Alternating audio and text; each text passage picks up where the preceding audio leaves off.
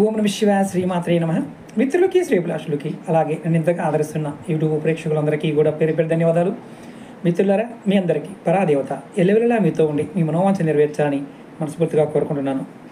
ఈ షార్ట్ వీడియోలో వైశాఖ మాసంలో చాలామందికి తెలియనిది ఏంటంటే, ఎవరికైనా అతి భయంకరమైన సమస్యలు అంటే ఇతి సమస్యలు, ఇతి బాధలు ఇలాంటివి ఉన్నప్పుడు, ఇతి బాధలు అంటే ఇంట్లో ఉన్న ఆడవారు, బయట ఉన్న ఆడవారు, అలాగే కుటుంబంలో స్త్రీల మూలకంగా మీకు ఇబ్బందులు వస్తున్నప్పుడు మనకి తేలికగా బయటపడడానికి మనకు కొన్ని పురాణాల్లో ఉపాయాలు ఉన్నాయి. ఈ వైశాఖ మాసంలో చేయవలసిన పరిహారాలు మనకి రేపు వైశాఖ పౌర్ణమి రాబోతుంది. ఇది ఎక్కడ ఉందయ్యా? స్కంద పురాణంలో వైశాఖ మాస మహత్యంలో దీని గురించి వివరణ ఉంది. ఏం చేయాలంటే, ఎవరైనా సరే వైశాఖ మాసంలో మామిడి పండ్ల రసము, బాగా పండిన దోసకాయని దానం ఇవ్వటము, అలాగే సాయంత్రం పూట పానకము, దద్దోజనము ఆలయాల్లో ప్రసాదంగా పంచిపెట్టడం, ఇలా చేస్తే ఇతి బాధలు సమసిపోతాయని స్కంద పురాణంలో ఉంది.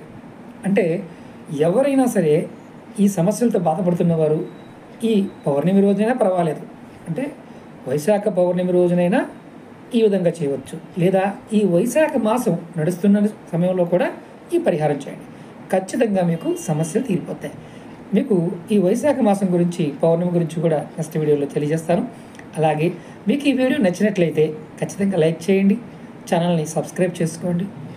ఒకటి మాత్రం గుర్తుంచుకోండి, ఈ మాసంలో శ్రీమన్నారాయణని ఆరాధించడం వల్ల అత్యంత అద్భుతమైన ఫలితాలు కలుగుతాయి. ఖచ్చితంగా నారాయణ మంత్రాన్ని ఓం నమో నారాయణాయ అని కామెంట్ చేయండి. ఎందుకంటే ఎవరైతే ఈ మాసంలో స్వామివారిని తెలుసుకుంటారో వారికి సమస్యలు అనేవి తొలగిపోయి ఐశ్వర్య భోగభాగ్యాలు కలుగుతాయని శాస్త్రం చెప్తుంది. మీకు పురాణపరంగా ఉన్న ఉపాయాలు మరొక ఉపాయంతో మరొక వీడియోలో మీ ముందుకు వస్తాను. ఓం నమ శివాయ శ్రీమాత్రే నమః.